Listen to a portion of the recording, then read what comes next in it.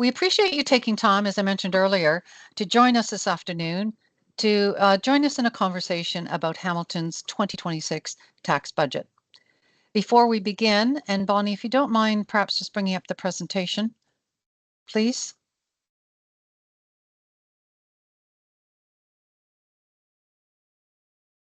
Thank you.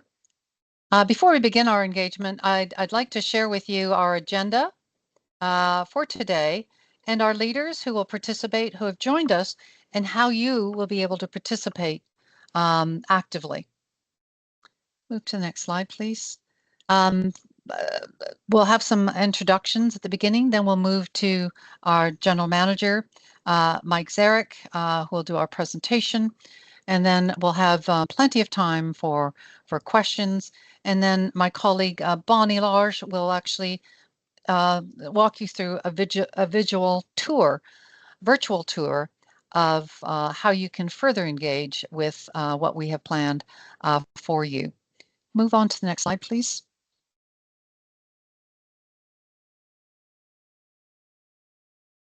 Oh, I'm sorry. Bonnie, if we could just go back to the agenda. Thank you.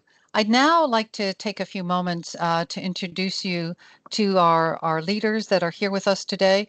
I'm privileged to introduce our mayor, our Madam Mayor, and of course Marnie Clucky, who is our city manager, Mike Zagaric, our general manager from finance and corporate services, our GMs, that includes Jackie Kennedy, our general manager for public works.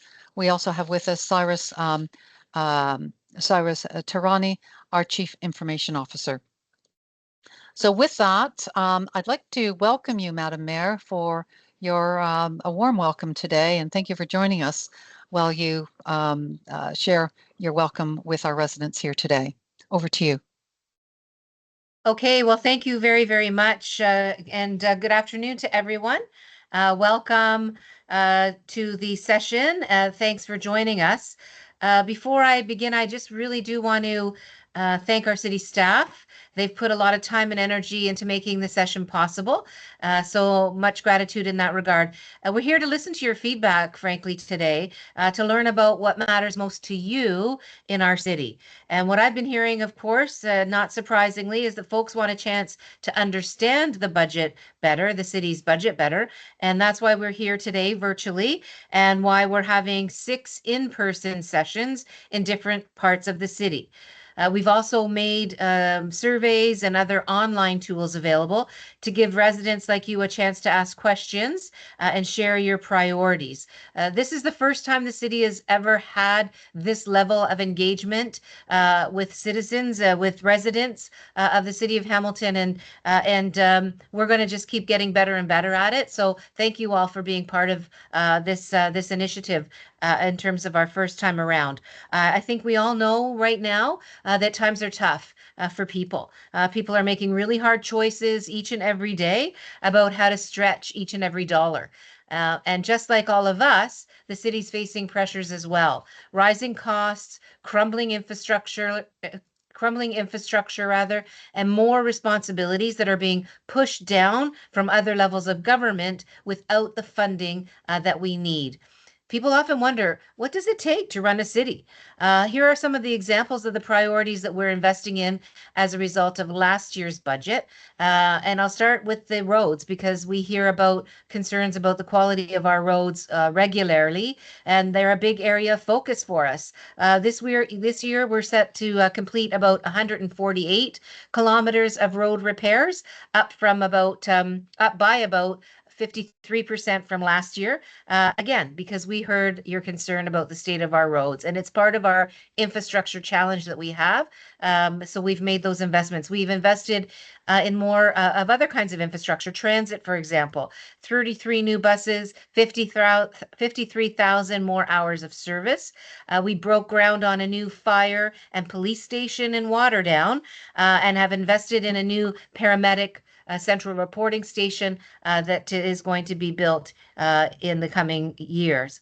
We're adding 20 new long-term care beds, and we fixed up 44 existing beds at Macassa Lodge, one of the 2 long-term care homes that our city owns, so that more people can have a safe, supportive, and dignified place to live as they age. We've made 327 additional childcare spaces available to families, recognizing how vital affordable childcare is for families across our city. 885 new affordable housing and supportive housing units, moving people into safe and appropriate housing, while an additional 272 new emergency shelter beds are giving people the opportunity to move off the streets, out of the parks, and into shelter. These are just some of the investments being made to improve daily life for Hamiltonians. And so this afternoon is an opportunity for you to share your priorities for our city. Your feedback will help shape the direction that I give to staff as they begin to build the 2026 budget so that we can make decisions that reflect what matters most to Hamiltonians. And I just want to say that again. The 2026 budget is not built yet. We have an outlook that folks have probably heard about, but that outlook is not the budget. And there's some misunderstanding about that, and it's disappointing that folks are saying that the outlook is actually the budget. It isn't. That's why we're engaging you in this conversation, because we have a budget to build, and we want to build it together. One of my biggest responsibilities as mayor is to, of course, fight for Hamiltonians and for Hamilton at the federal and provincial levels of government, because too much of what we're paying, what you're paying through your property taxes does not belong on your property tax bill. Residents shouldn't be paying for shelter expansion.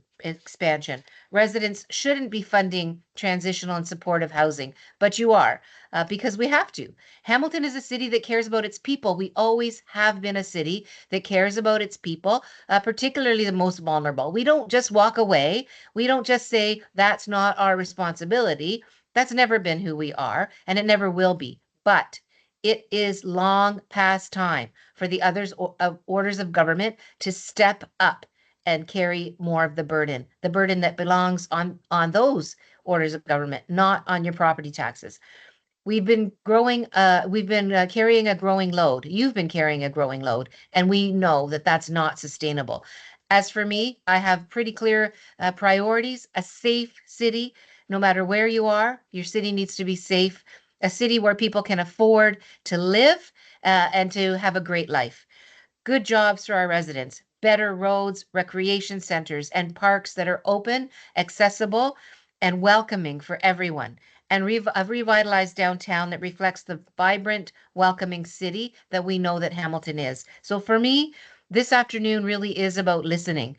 Thank you again for being here, for caring about our city, and for helping us shape the future of Hamilton together. Let's get started. Thank you, Madam Mayor, for your energy here today. Really appreciate it, and your words. I'd like to now turn things over and welcome Marnie Kluke, our city manager, who will share a few words about the city's direction and how your input today helps inform our priorities going forward. Thank you, Marnie. Thank you. And good afternoon, everyone. Thanks so much for being here. We are very excited to have you join us online today. So I want to just begin by acknowledging the time that you're taking to engage with us and let you know that your input is really invaluable to us. So thank you. This is the first time that we've hosted both virtual and in-person budget engagement sessions in this way. So it's really an important milestone. And today is about starting the conversation. As the mayor said, we're here to listen. Shortly, you're going to hear from our finance staff, who will share information about budget development, including some of the pressures and service needs that are shaping the city's budget projections. But it is important to note that no formal budget has been proposed and no decisions have been made. This is the beginning. It's not the end of the process. Your feedback and priorities are going to help inform the budget. What we hear from you will guide how we invest in services while we continue to balance affordability for all residents. So we particularly want to understand what your priorities are for 2026, what matters most to you, your family, and your community.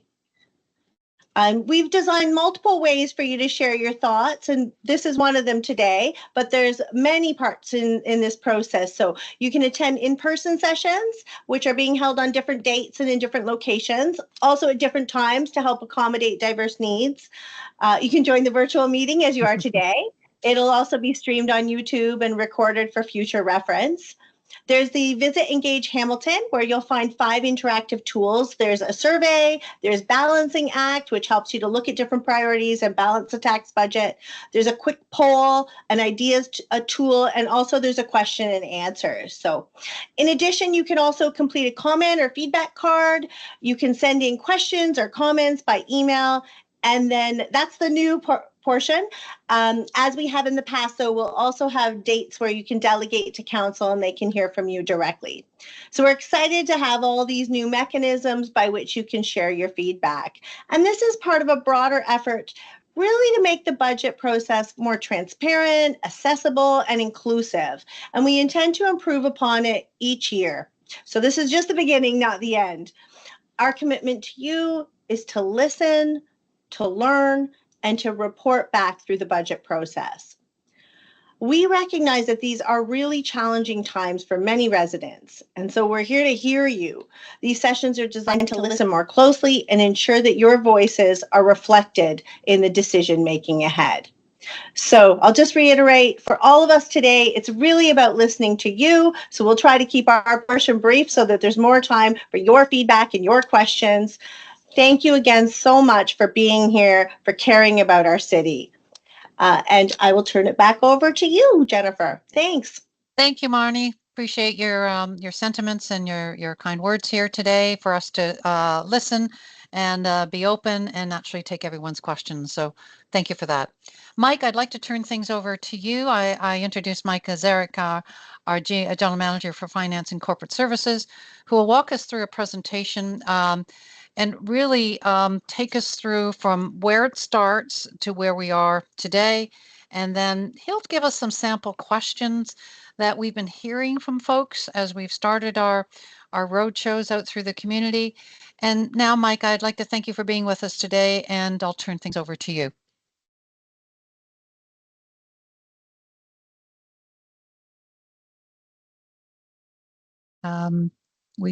Bonnie, if we could just have Mike's mic on.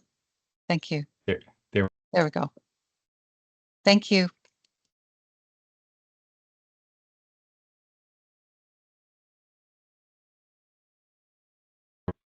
Let's try again. Sorry for that.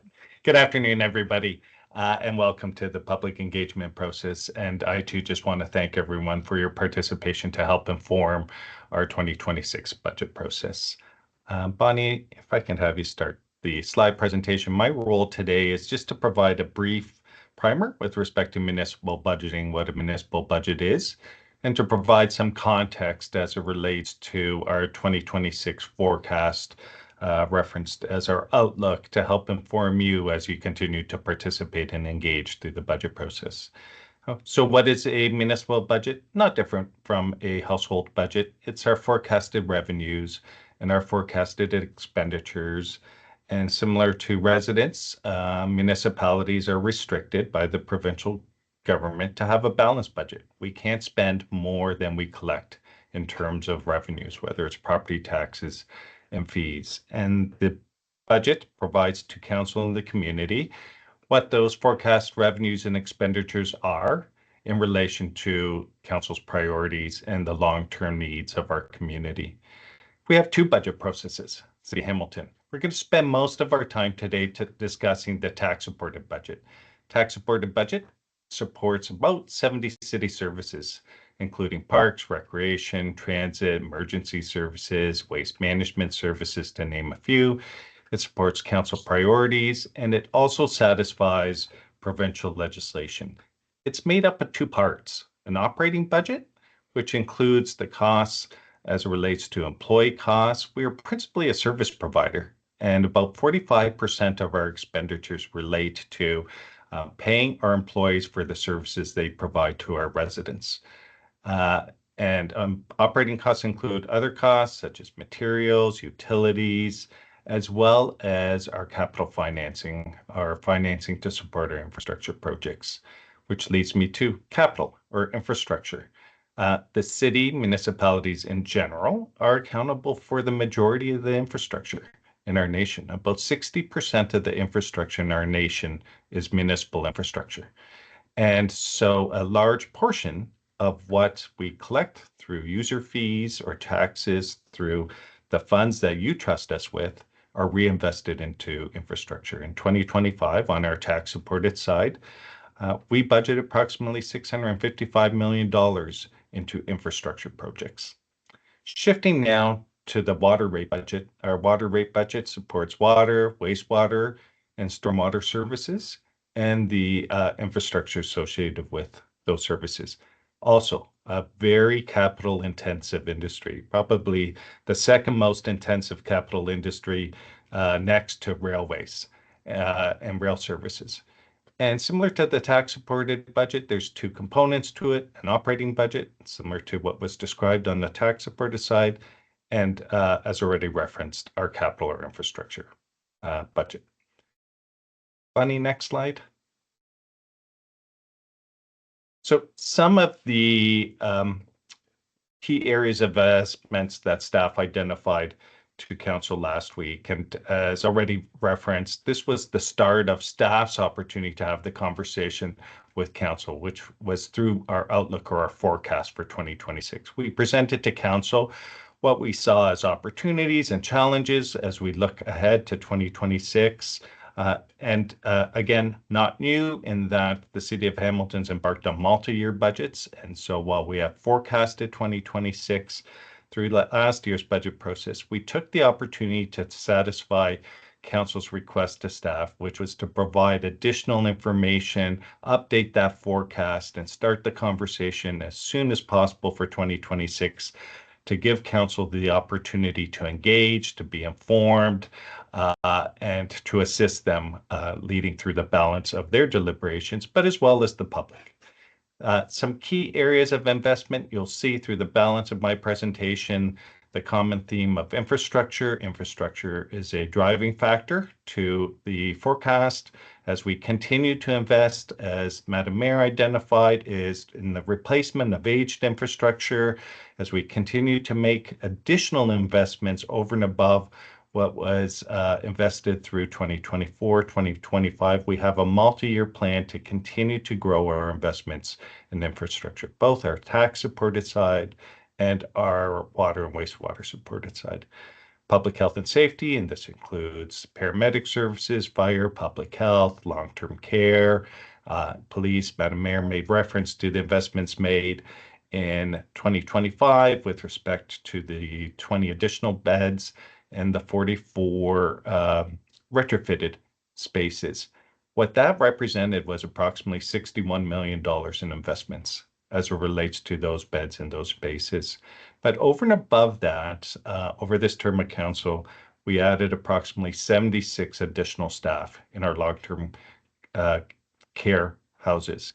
And in part, those were in support of provincial legislation as relates to increasing the number of personal hours per resident.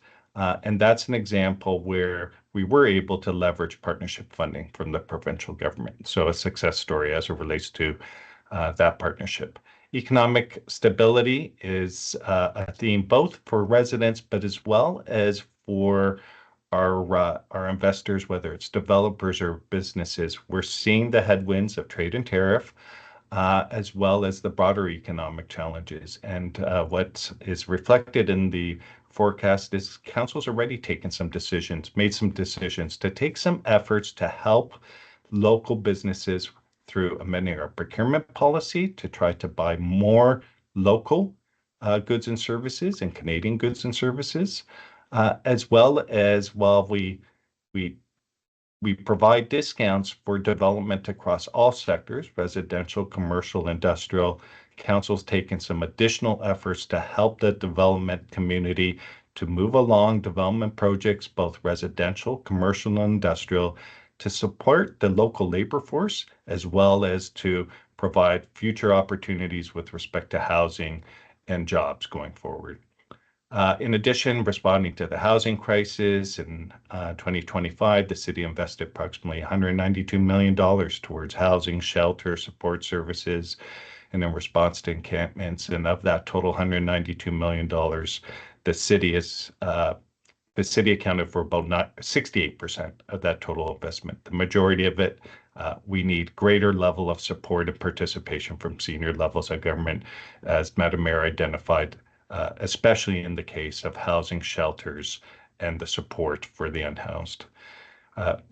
We continue to make investments to improve the customer experience and transparency for our citizens, and we continue to make efforts to build back better and stronger and improve the customer experience. Bonnie, next slide, please. Budget outlook. What we presented to Council on September 11th, again, was a forecast. And that forecast included a summary of the pressures and the services and the needs of the services in order to maintain the services that citizens depend on and expect as it relates to municipal services. Important to highlight and reiterate, this was not a budget, it was a forecast. And it really represents the start of the conversation with Council and the community, which is continuing today through your participation through this engagement.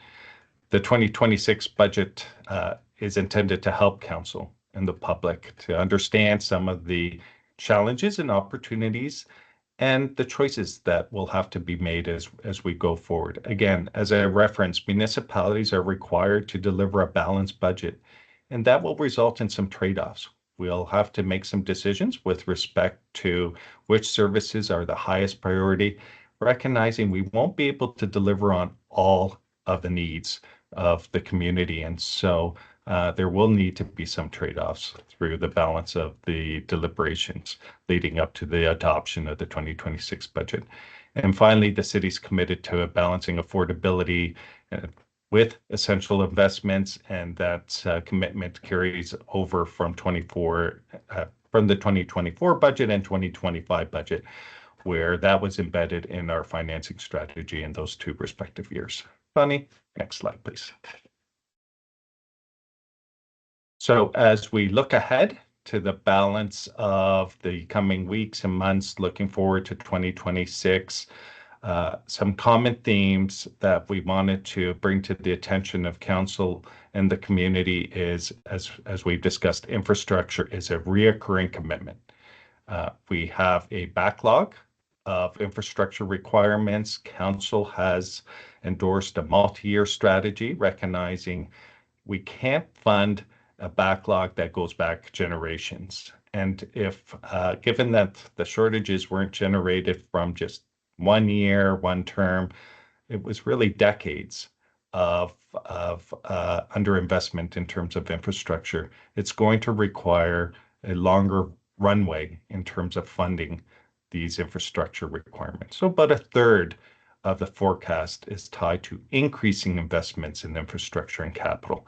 And that is both roads, rec centers, community spaces, parks, recognizing the needs exceed the level of funding, but making some progress with respect to the level of funding and support. Maintaining city services represents about a third, and inflation, households are experiencing inflation, and we as municipalities are experiencing the impact of inflation, whether it's reflected through our collective agreements and satisfying our obligations, whether it's related to utility costs, contractual obligations, higher costs of providing or purchasing goods and services. That is contributing to about a third of our forecast increase.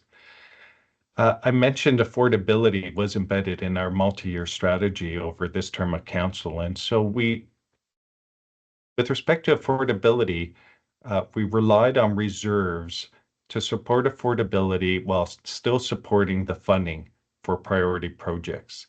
What we presented to Council through the forecast, through the outlook, is reducing that reliance on reserves, and that represents the need to offset that funding through sustainable funding like user fees and property taxes. And so that represents represents about 1.9% of the increase. And the final two pieces are council referred items. These are additional investments in the community that council has referred to the budget process, as well as some business cases. And finally, boards and agencies, and this includes agencies such as public health, such as Hamilton Public Library, the Conservation Authorities, Royal Botanical Gardens, and Hamilton Police Services. Bonnie, next slide, please. So municipalities are, what you see here is 2025, our gross overall tax budget represented about $2.8 billion investments in capital and operating. And what I want to highlight is on the left side, you'll see that property taxes represents about 40% of our overall revenues. And we are very reliant on property taxes as it relates to funding. And the need for sustainable funding relies in part on the need to have some increases in property taxes. Provincial or government grants and subsidies includes operating funding, whether it's for Ontario Works or whether it's for public health, as well as infrastructure funding for transit, for example. And that represents about $626 million in this year, 2025.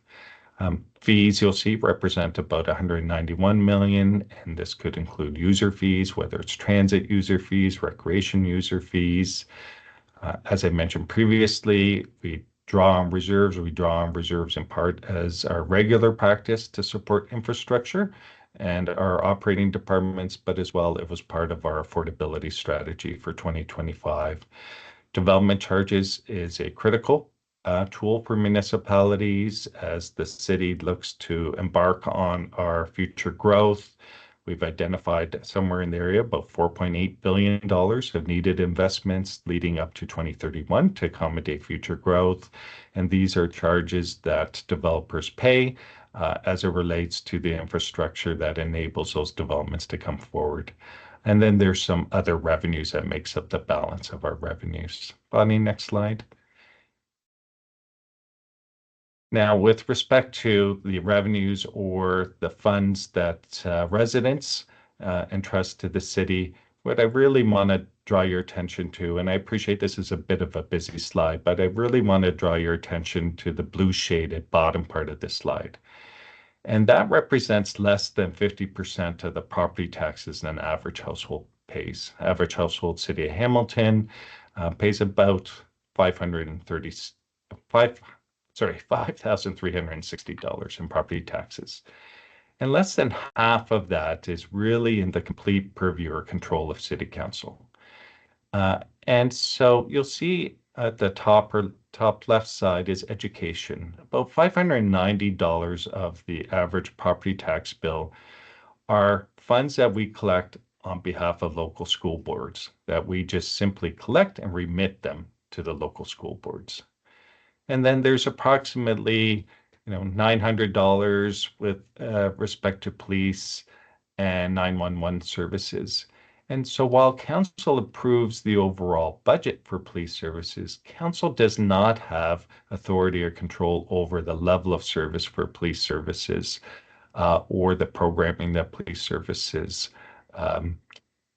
determines is appropriate or needed for the community. And so just highlighting the limited role of council as a whole as it relates to police services. Provincially shared programs. There are a series of programs, whether it's housing, paramedic services, public health, social services. In Ontario, the experience is different than in other jurisdictions. In other jurisdictions, social housing is not funded from property taxes. In Ontario, it is. It makes up about $400 of your property tax bill for an average household. And so, again, there are a number of services where the province prescribes to the city how to provide the service, but the city is accountable for the majority of the costs of delivering those services. And finally, infrastructure.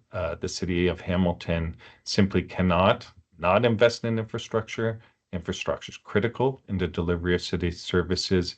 And in fact, we continue to be increasing our level of investment in infrastructure for both replacement of infrastructure, but as well to support growth. That's growth of the residential sector as well as the commercial industrial sector. Next slide, please. So with respect to the tax budget process, again, this is the start of the process. The start of the conversation with staff and council was on September the 11th through the presentation of the budget outlook and through the balance of the meetings, our budget meetings. There'll be further opportunities for council to ask staff questions, request information. There'll be opportunities for council to deliberate on the budget process, and there'll be opportunities for the public to participate through not only these engagements and the other channels that have been highlighted by City Manager Clucky in terms of our engagement process, which has expanded this year. And thank you to all the staff who've enabled that. But as well, there are 2 public delegation dates where the public's invited to come before council and provide further input into the budget process. And we're committed to meaningful public input through the budget process, and just encourage you to visit our website and see the additional opportunities afforded to you in terms of how you can engage and how you can further participate in the budget process. Next slide, please. So as Jennifer mentioned, there were some common questions we're hearing from constituents. So just to start the conversation, and I won't go through all 6 questions. I want to give as much time as possible for you, the residents, to participate this afternoon. But one of the common questions we've heard is, why is the city considering a tax increase when residents are struggling with affordability? And Madam Mayor and City Manager Clucky already identified that we recognize the affordability is a real concern for our citizens and for our community. And we don't take the need to increase property taxes lightly.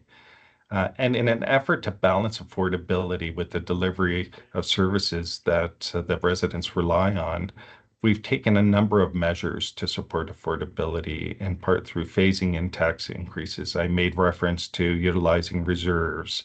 And while we've leveraged that opportunity, that's not an indefinite opportunity. We need to ensure that's a sustainable approach.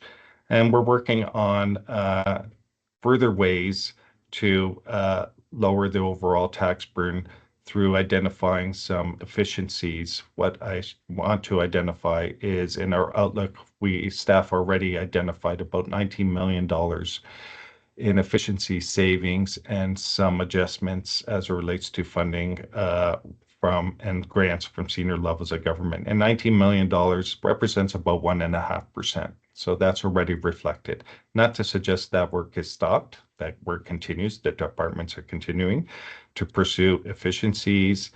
As already identified, we are continuing to advocate to senior levels of government to try to secure additional funding as well as grants through grant programs, and whether that's on our tax supported side or our water, through our water operations.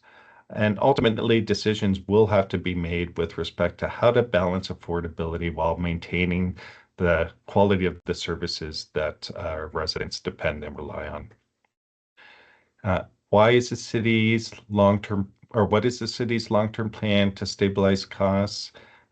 So the city, for some time now, has embarked on multi-year budgets. And there are 4-year budgets to allow not only council, but for residents and businesses to plan ahead and to have a sense of what the city's priorities are and how we plan on funding and supporting those priorities. We also use reserves, and we use reserves to fund either emergencies, something that wasn't planned and is critical to proceed with, but we also use reserves to pursue opportunities. And where there may be a program through the federal provincial program that wasn't anticipated that requires municipal participation, we'll use reserves not to increase in a intent to avoid a property tax increase, but pursue that opportunity and try to realize the benefits of securing provincial and federal funding. We use debt in a prudent way, and council has some approved policies that we have to adhere to with respect to debt. We pursue, as I mentioned, external funding, whether that's from senior levels of government or through other opportunities, whether it's through partnership with community. And all of these steps are taken to try to control the future costs of delivering our programs and services. And I just want to note, as residents, as property owners understand and appreciate, there are some external factors that we can't control, whether it's trade and tariff, whether it's some extraordinary inflation that, for instance, we experienced post-pandemic. Those we can't control, but the measures that I described earlier is how we try to mitigate some of those challenges and try to strike some balance with respect to affordability. And maybe I'll take one last of these questions to then open the floor to all of you to participate. So with respect to how can Hamiltonians trust their money is being spent wisely, residents absolutely have a right to expect that the tax dollars are being managed carefully. And as described through this presentation, the budget is intended to inform council and the community how staff are expending taxpayers' dollars through either property taxes or user fees, and how we are prioritizing and allocating those scarce resources. So we do that through the budget process. But then there's additional efforts, for instance, through the City of Hamilton's Auditor General, who undertakes value for money audits. And those audits identify recommendations and opportunities to improve the value of the services that we provide. And so staff respond to those with action plans, and we report back to council in terms of ensuring that we are responding to the Auditor General's recommendations. And then there are external parties who assess the City of Hamilton in terms of our operations, and whether that's our credit rating agency or external auditors, there are those independent bodies who provide assessments of how we are operating either financially or operationally. And so those are some of the ways that we demonstrate in a transparent way how the city is respecting the taxpayers' dollars that we understand are scarce. And so we want to ensure that we're using those valuably.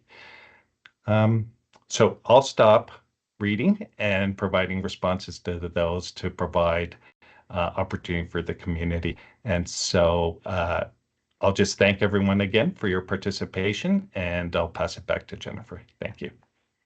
Thank you, Mike. And we really appreciate you, Mike, taking the time to walk us through the process, address some sample questions, gets folks warmed up, if we may, for some specific questions about the budget.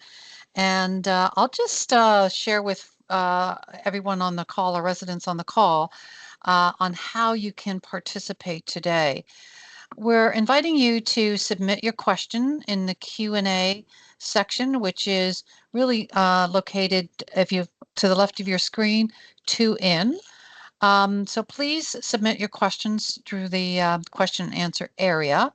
Feel free to use the emoji icons to indicate your thoughts on about the questions or your feelings. And then we will do our very, very best to answer your questions. However, there may not be able to answer them just due to some time. However, we will commit to post the answers to your question on Engage Hamilton website. So with that, I'd now like to take some questions, and I'll be reading them from a resident. And here's the question. My property taxes have increased by $400 annually, while property values have decreased.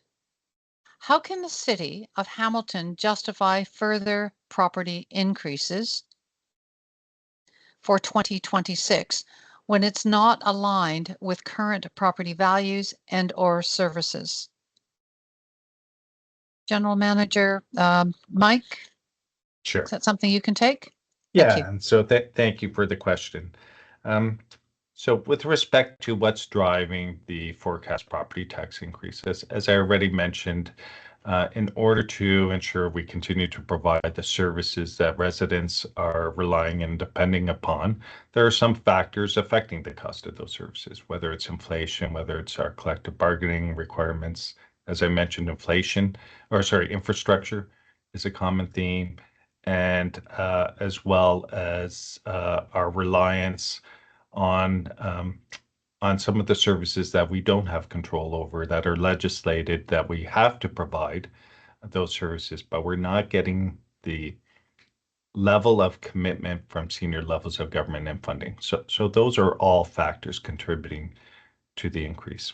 Just with respect to property values, just for the benefit of residents, and I appreciate it's been almost a decade since our last reassessment, all property values that are reflected in your property tax bills are based on January 1st, 2016. And so that's how property taxes are levied. It's a tax rate against what your property was valued at as of January 1st, 2016. And so if there are fluctuations in market values or assessed values, that's not being reflected on your property taxes. So if you see your property value increasing and you are concerned that an increase in your property value is going to mean that's going to translate into an increase in property taxes, no. Because again, your property taxes are based on what your house or property was valued at as of 2016. Thanks, Jennifer. Thank you, Mike. Given the importance, and our next question from our residents is centered around a ticketing system. So Cyrus, I'm not certain if this is something for you or for Mike, but given the importance of a ticketing system in effectively tracking expenses and ensuring accountability, is the city considering implementing such a system? If not, could you please share the rationale behind that decision?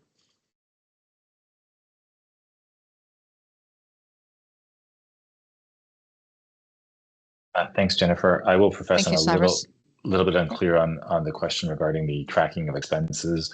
I'll do my best. What I can say is the city has an in-flight development work that we are doing with regards to a customer service solution that will allow residents to submit service requests to the city.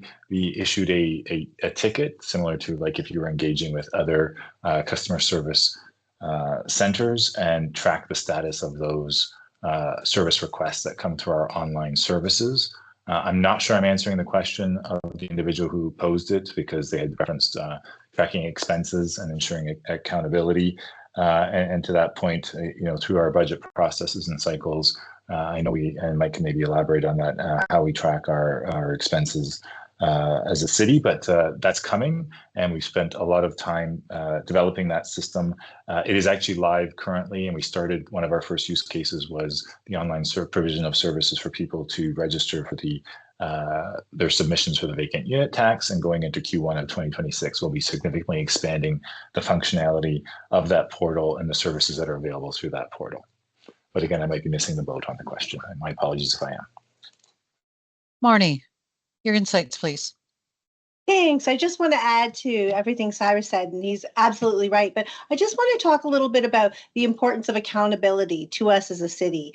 We've heard loud and clear from the community through various mechanisms, most recently through the Mayor's Task Force on Transparency and Accountability, that making sure that we're accountable for our decisions and that information is transparent to the public is of critical importance to the public and of course then to us. So the CRM that he's talking about, the customer relationship management system that will track all of the work orders and the different things we're doing is one mechanism, but we're also looking at a variety of other means to ensure that we're as accountable as possible. So upcoming, you'll soon see a response to the Mayor's Task Force on Transparency and Accountability at an upcoming meeting, and it'll talk about some of those other mechanisms that we're using. So thanks so much for the question.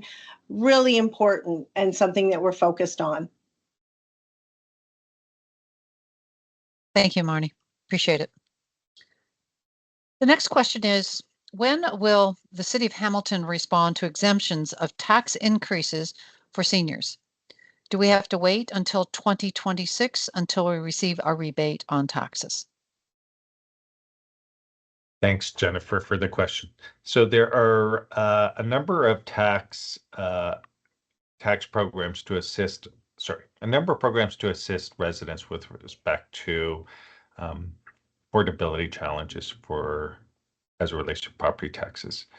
With our seniors tax rebate program, the process extends to, I believe, February and March of 2026. And with respect to that rebate then is indexed each year for inflation. And so that rebate then would be advanced to the property owners in 2026. There are other programs, and I invite residents to visit the city's website. There's programs to provide deeper affordability and rebates for property owners and seniors, more specifically, who are really challenged with respect to paying the increase in the property taxes, where those are deferred until such time as the property owner decides either to leave their home, transact their home, sell their home. And so those programs are available as well to property owners. So I encourage not only seniors, but other residents who have deeper affordability challenges, please visit our website, reach out to the city, and our customer service staff and our taxation staff can support you. Thank you, Mike. We have another question here. Mike, the key areas of investment referencing number 5 in the presentation, customer experience and transparency, what do those efforts look like? So I'll start, and then I'll invite other members from senior leadership team to expand on it. Thank you. Our Chief Information Officer, Cyrus Tarani, spoke, and City Manager spoke to our CRM and the investments we are making in the technology to improve our customer experience. We're also making investments across a series of projects. In part, while we were impacted through the cyber event, it also gave us an opportunity to invest in systems that were end of life and required necessary investments. And so the one system I'm most familiar with as we look forward to build back our financial system, our enterprise resource planning system, is the opportunity to leverage this opportunity to improve how we can use technology to improve the customer experience. And so whether there's opportunities to make the interaction with property owners and taxpayers more friendlier and more efficient for property and taxpayers, that's something we're pursuing through the rebuilding of that system.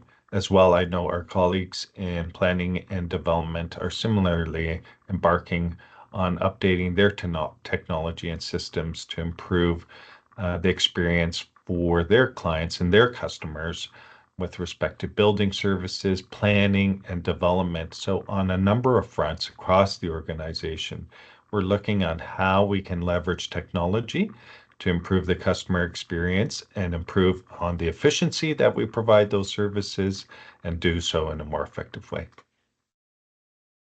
Thank you, Mike. Anyone else would like to add to the response? I'll jump in a little bit. Okay, thank you.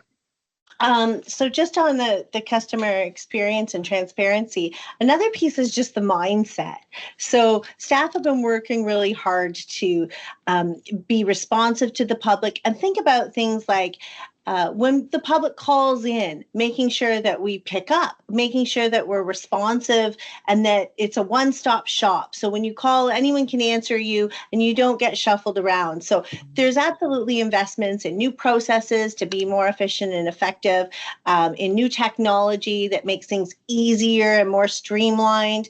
But also it's about thinking about what the needs of the customer are, our residents, our businesses, and how we can deliver that in the way you want that service. So just wanted to add to that a little bit. Thank you. It's interesting. The next question here is that it's centered around, again, the investment number 5, customer experience. The question is, and transparency, what do those efforts look like? So it sounds to me, Marnie, you've addressed that question. So unless anyone else has anything further to add, I'll move on to the next question. Thank you. There is a question around 311. When will 311 be introduced to the city to improve customer experience?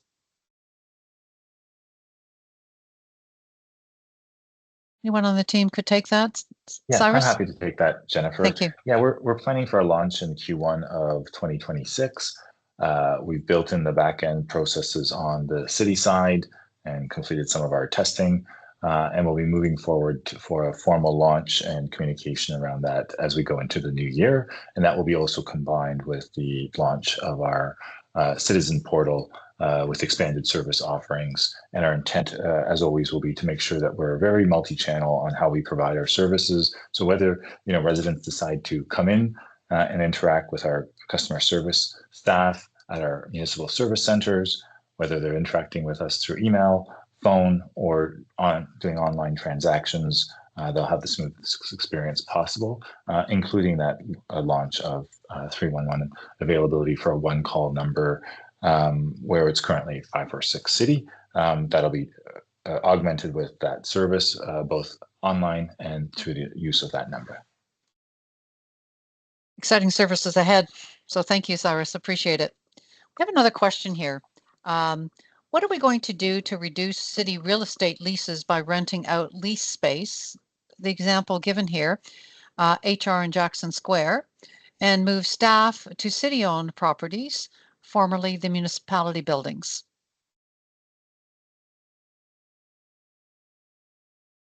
So maybe I'll start, and Thank then you. if there's anyone who wishes to. So the city regularly assesses what our accommodation needs are. And so this is space for city staff. And it's not just office space. We look at our yards, our public work yards, and our other space that our program areas need and require.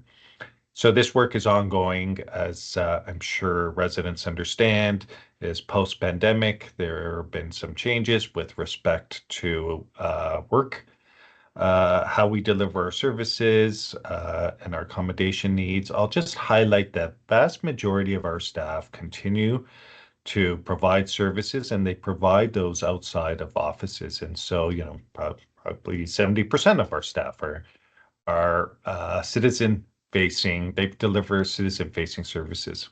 But for the balance of our staff, we are looking at opportunities with respect to hoteling. That's where we share space, and we try to maximize the use of space in a hybrid model.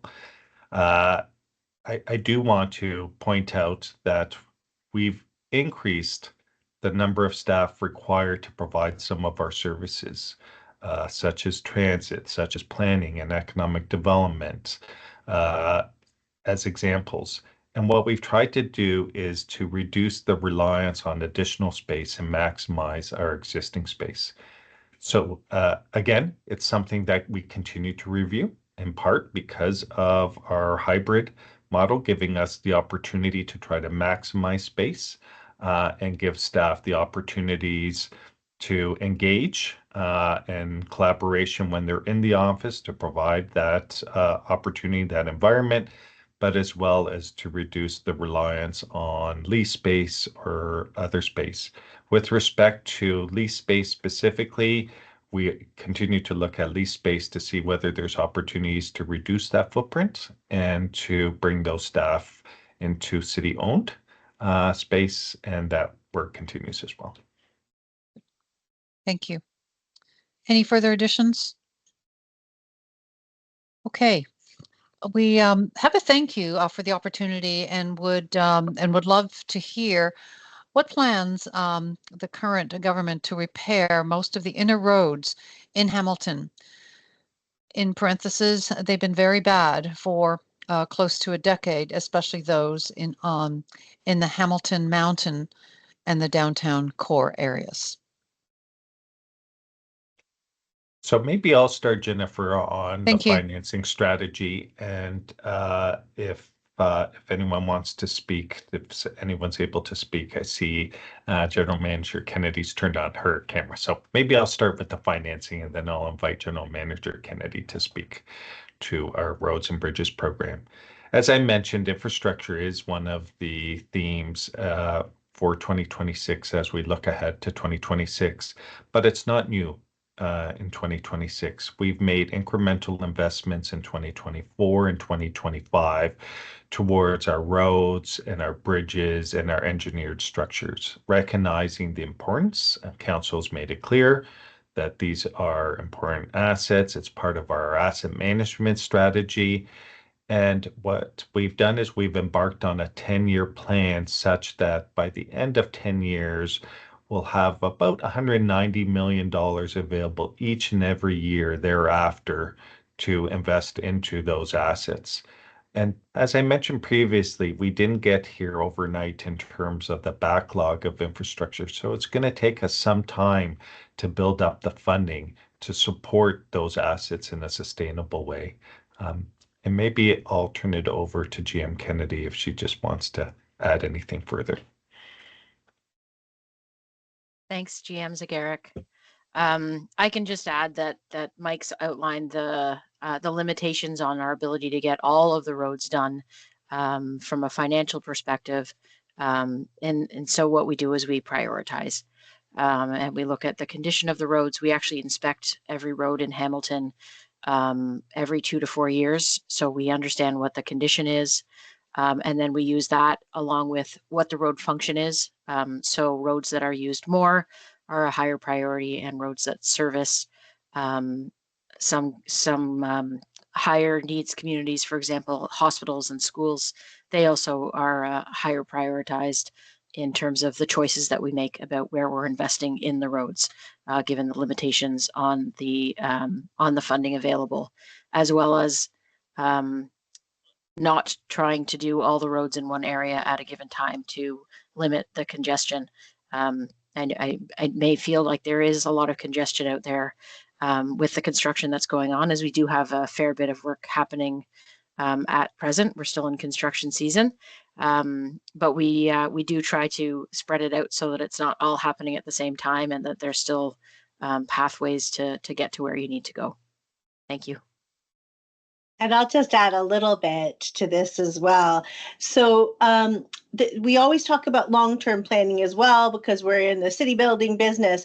But we know that roads are a high need, and that's something that really matters to our residents. And so it matters to us too then. And so we've been investing more than we ever have before into maintenance and repair. We also want you to be a part of this. So if you see a road that's in a state of disrepair or something that you want actioned, please call into the city number or write into askcity@hamilton.ca. Report it. We're listening, and we want to make sure that we're prioritizing the things that are important to you, while of course following our asset management plan and planning for the future. But we recognize that there's also immediate needs, and we want to invest in those too.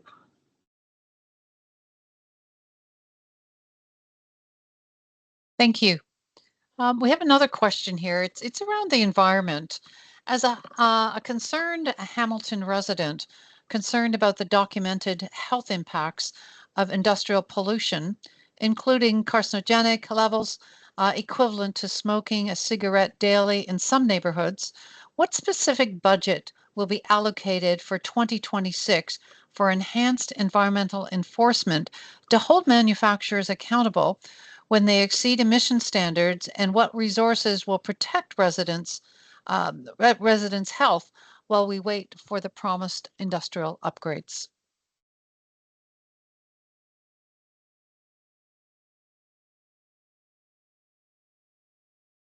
So Jennifer, I can start, and then if someone can expand. With respect to the enforcement, the city's role on enforcement for industrial, I don't know that the city has a mandate and an active responsibility to enforce the emissions for our industrial partners. And while the city does conduct some monitoring to support public health and to be able to inform residents of some of the impacts, I I'm not aware of where we have a program in place where we are enforcing a requirement or legislation as it relates to our industrial partners. But I'm happy to be wrong, and if there is anyone who can correct me or expand, thanks.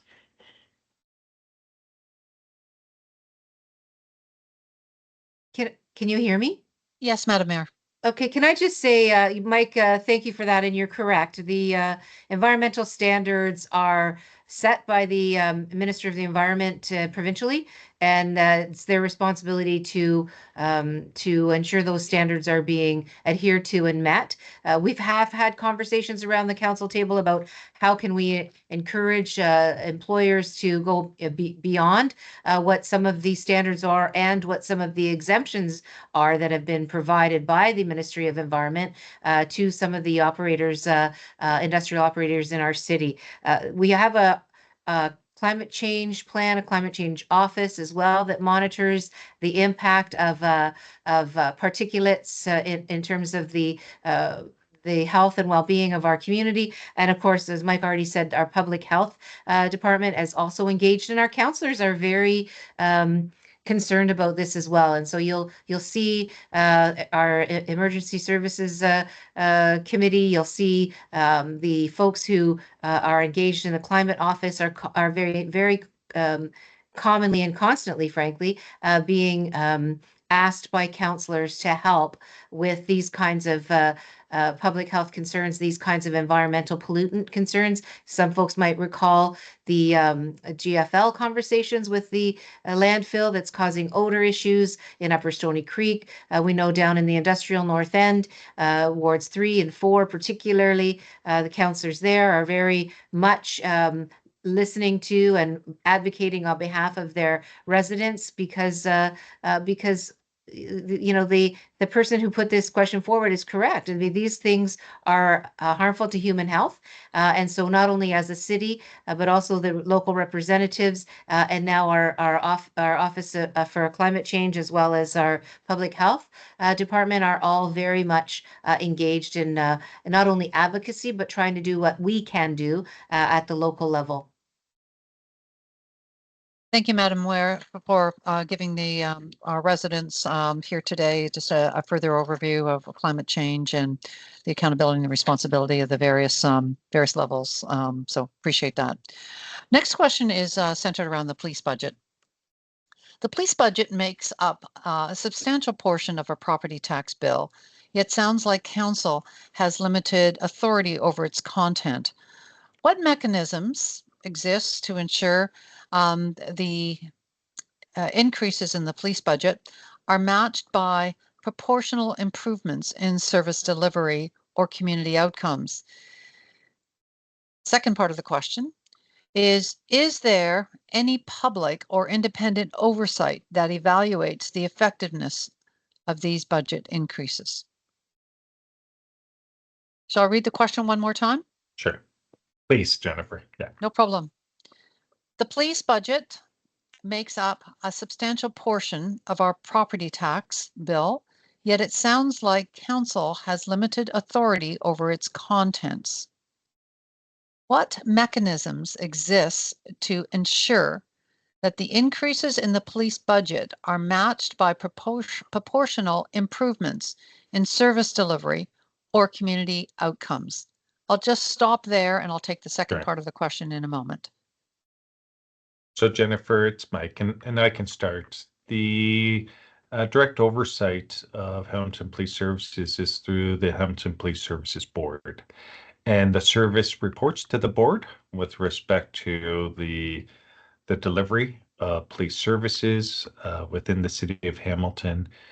And the relationship to the board and city council is that the board then makes a recommendation to city council as to what financial resources are necessary to the service in order to deliver those programs and those services. The role of council is to consider the overall budget of Hamilton Police Services, their operating and their capital budget, and to consider exactly that. Council doesn't have the oversight or role to to inform how the services are provided, what services are provided.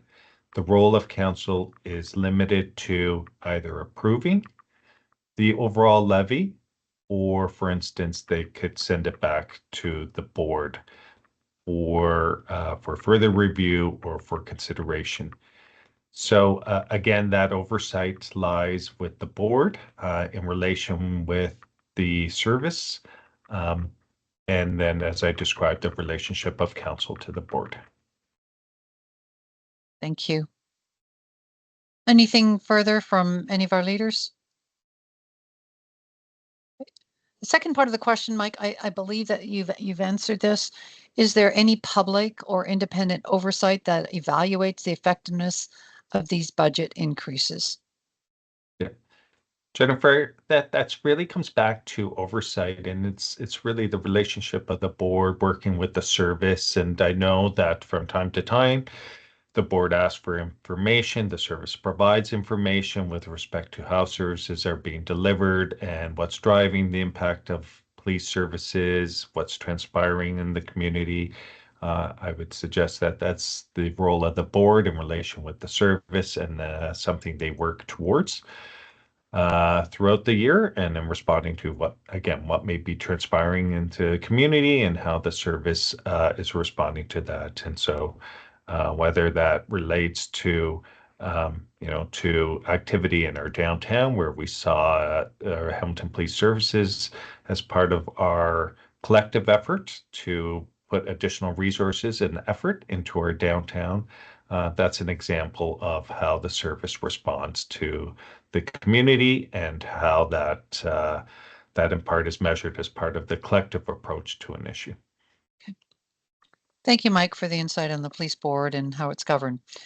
The next question is centered around inefficiencies. Can I just interrupt for 1 second? Yes. I'm really sorry, but No problem. the board is about to embark on, and the police force is about to embark on, the police service, a strategic plan. So the current strategic plan is from 2020, I want to say 3 to 2026. And so we're in the process, we're just launching a new strategic plan. So if you're interested in these things, go to the Police Services Board website, the Police Service website, and get engaged in the public consultation around the strategic plan for police. It's an opportunity for people to get involved. Sorry about that, Jennifer. I was slow on the mouse to get to my mic. Madam Mayor, as always, it's great to have that insight, and I think it's a great point to have our citizens here engaged in boards and asking questions such as the ones that we've just heard. So appreciate it. This next question is centered around inefficiencies. What is the city's plan to prevent further inefficiencies and past mismanagement of portfolios that equal increased costs, which is passed to the residents, like years of not repairing infrastructure, and also the cyber breach, which will ultimately cost us more? I'll start, Sure. and then I'll turn it over to first Jackie and then to Cyrus. So this is extremely important to us, being accountable, finding ways to be more efficient and more effective. And, we have to acknowledge that sometimes we haven't done things right, and we're committed to doing things better as we move forward. So we've got some things in place that I'll let the experts talk about more robustly, but in terms of making sure that our assets are in good condition, like we have good roads and bridges and such. We have a stronger asset management plan in place now, and we have additional investments that are going into those, so that over time you'll see vast improvements in those areas. In terms of the cyber incident, yes, this is a very unfortunate incident that occurred that has impacted the organization and the community. And we don't want to see that happen again. And of course, these are cyber criminals, and we're seeing more and more organizations pretty much daily affected by ransomware attacks and other criminal activity. But we're taking steps to be, and have taken steps, so that we have more cybersecurity in place and that we're stronger and more resilient. At the same time as we build back, we're building back better. So when we have to build back these these systems that have been impacted by this horrible event, we're trying to rebuild in a way that is responsive to our customers, to our residences, to our businesses, so that we're building back in a way that's better for you, that is more customer centric and makes things easier for you, makes things better. And with that, I'll turn it over first to Jackie to talk a little bit more about roads and asset management, and then perhaps to Cyrus. Thanks, Marnie. And this is a great question, and one that I'm personally, as a new general manager to the city, pretty excited to get into. How can we do what we do better to provide services to Hamiltonians in the way that you expect, and the way that makes the staff that we do have already so very proud. And I can tell you that they are very engaged and proud to be working on the work that they do contribute. We do have a lot of work to do on the infrastructure, and there has been underinvestment in the infrastructure over the years. And so what we're trying to do is invest in it in the right ways. So making smart decisions about where we do that work so that we can extend the life of the services that we do have already. So interventions at the right time of an asset's life cycle, and replacing them when that makes more financial sense in the life cycle costs. So taking a longer term view on it and investing in the right things at the right time. If that's where I'd like to hand it over to Cyrus for his piece. Thanks very much. Thanks, City Manager Clucky and GM Kennedy. Yeah, I'll add. I think the big thing for me, having come on post cyber, is really the importance that council has put on ensuring that we have the right processes in place, and a leadership team that involves a reorganization of the IT group, now reporting to the city manager, including the creation of the CIO role by getting rid of a director that existed in terms of the chief digital officer has been amalgamated into the role. And so I have now accountability for both of those portfolios, and the inclusion of a chief information security officer. And I'll talk about assets and infrastructure as well, because we think about our technology infrastructure is just as important as the roads that we drive on and our waste, water, and sewer treatment system. We need to ensure that infrastructure is kept up to date and meeting the needs of the challenges that are placed against it, both from the expectations of our citizens accessing our services, but also the external challenges that we face through increasing threats to our environment. And one example I'd like to provide specifically is around how we're building back better. So, for example, our previous permitting and planning solution was a solution that's been with the city for about 20 years. We made a conscious decision where we said, do we continue to invest in some cases, legacy technology, or do we fast track investment that would have come down the road? So in this case, there's two examples I would give. The rebuild of our permitting and planning solution. When that system goes live, we will have a cutting edge permitting and planning solution, including a portal where planners and residents and others can submit their applications in a much enhanced workflow versus what we had prior to cyber.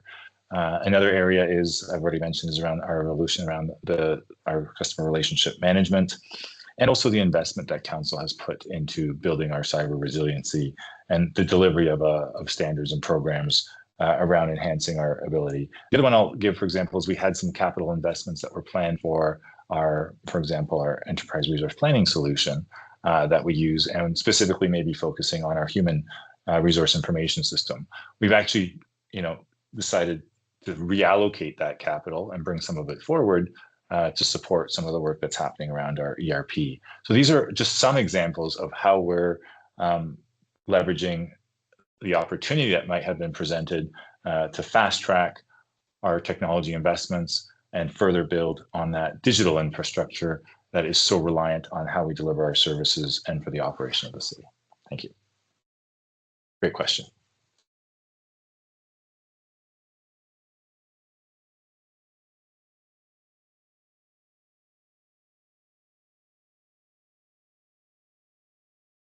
Thank you, Cyrus, and Jackie. Really appreciate your and Marnie. I really appreciate your answering the question so directly.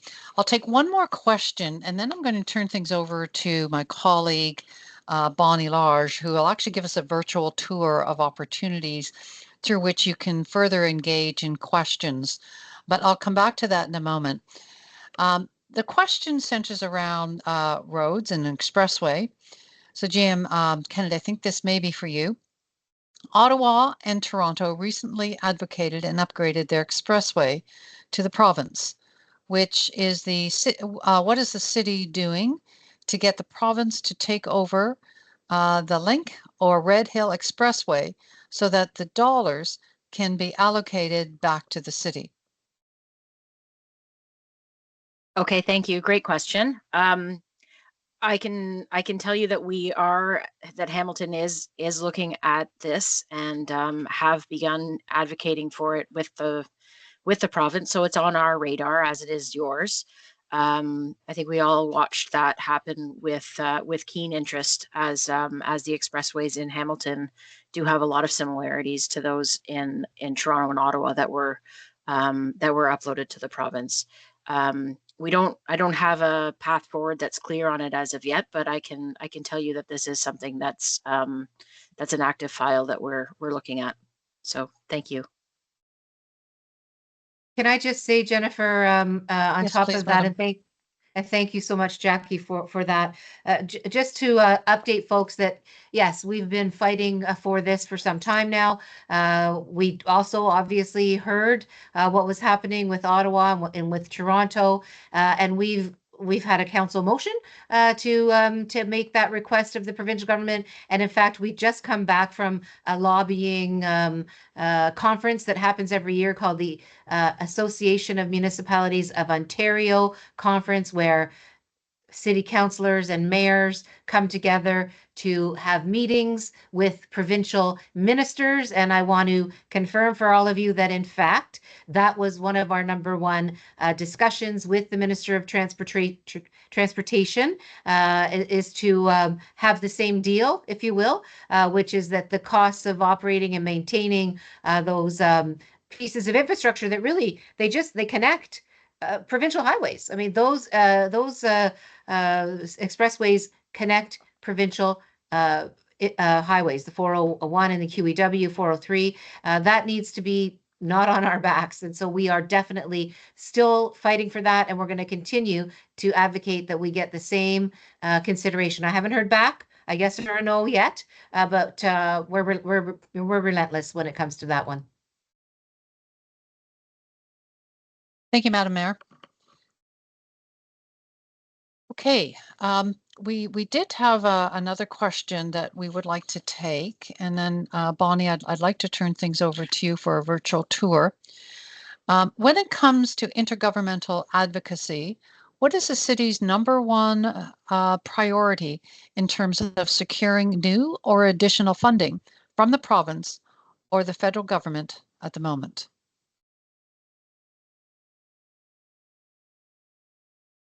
Shall I read that one more time?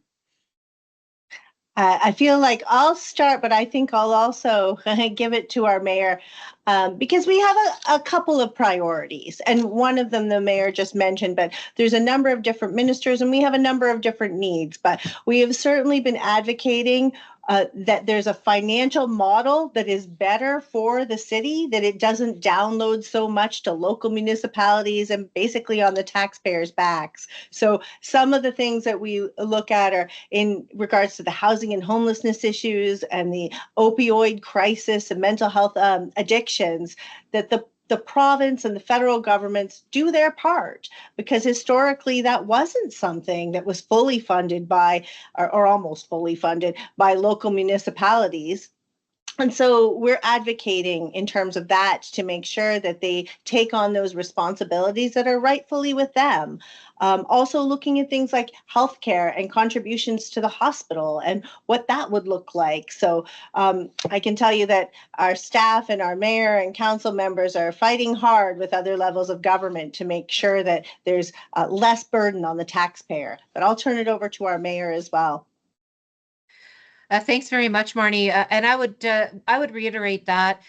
In fact, at the Association of Municipalities of Ontario that I was just talking about, these are some of the things that we've been focusing on. As we were saying at the beginning of the presentation, there are things that we are paying for, that you are paying for on your property tax bills that don't belong there. And if the province were to step up, particularly this was the municipal association, so that was in or the Ontario Association, that was in August. We talked about all of the housing costs that are being borne by the taxpayer at the local level that don't belong there.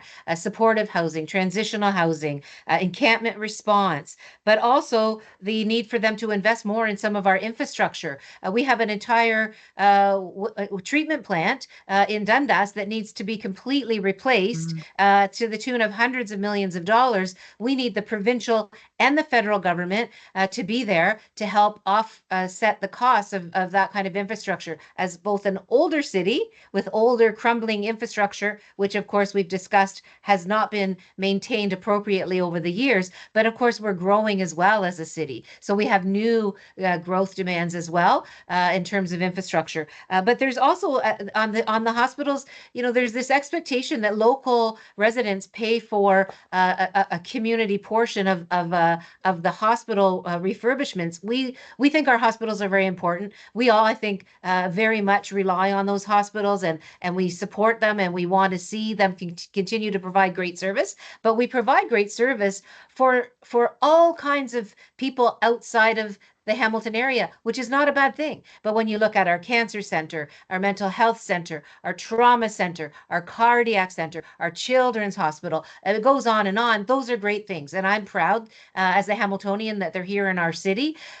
But the upkeep of those facilities capital-wise, like the capital costs of those facilities, shouldn't then just be borne by the local community. So we were advocating to the Minister of Infrastructure as well as the Minister of Health to make sure that they look at that differently than because the catchment area is more than just the city of Hamilton. So these are some of the things, but there really are a lot more details of the things that we've been asking the province to help us with, and so those are just some of them.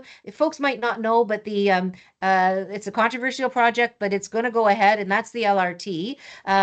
It's going to not only bring rapid transit, mass transit into our city, but it's also going to replace significant problems that we have with old infrastructure underneath where that line's going to go. So whether it's the Main Street end through the King Street area, the corridor, through to the other side to the east part of Hamilton, there's a lot of old infrastructure, really old pipes that need to be replaced. The LRT project is going to be replacing all of those pipes. And this is a federal and provincial cost share. So that capital burden comes off of the municipal taxpayer with that project, as well as it creates opportunities for people to get to school, get to work, get to appointments much more easily than with the current transportation network that we have. There are a lot. We have an art gallery that has $1 billion worth of art that is this. It actually is owned by the city, that $1 billion worth of more than $1 billion of artwork. We need to make some improvements to the gallery to protect that art and to make that gallery more open to the public, more available or accessible. So we've asked for some support in terms of our art gallery as well. I'm looking at my list because I just did a list the other day to remind myself to get back a hold of the Premier to ask him to make sure that he's seriously considering some of the things that we've requested from the provincial government. We're doing the same with the federal government. And let me just say this, and I know we are running out of time. We are in a situation where we are the 8th most impacted municipality in Canada when it comes to the tariffs. And so as the federal and provincial governments talk about, nation building projects, infrastructure investments, housing investments, we need to be at the top of that list as a municipality. We provide 60% of the steel products that are utilized in Canada. 60% of that comes from 60% of the steel sector is in Hamilton. We uphold our national economy in that regard. They need to uphold us now as we hit the headwinds of those tariffs. And so I've been advocating as well at the federal level. Housing dollars, we need them. Infrastructure dollars, get on board and help us with some of the big projects that we need. Why?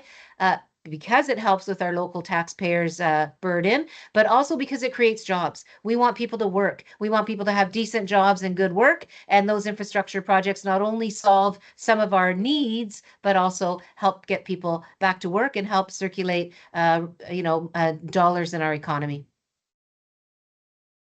You can see how much passion there is around this, and how much the mayor's advocating. No, I mean, it's true, though. This is something that's so top of mind for the mayor and council members and all of our staff. So as you can see through the mayor, that we're committed to continuing these crucial conversations at the various levels of government and to fighting for our residents here in Hamilton.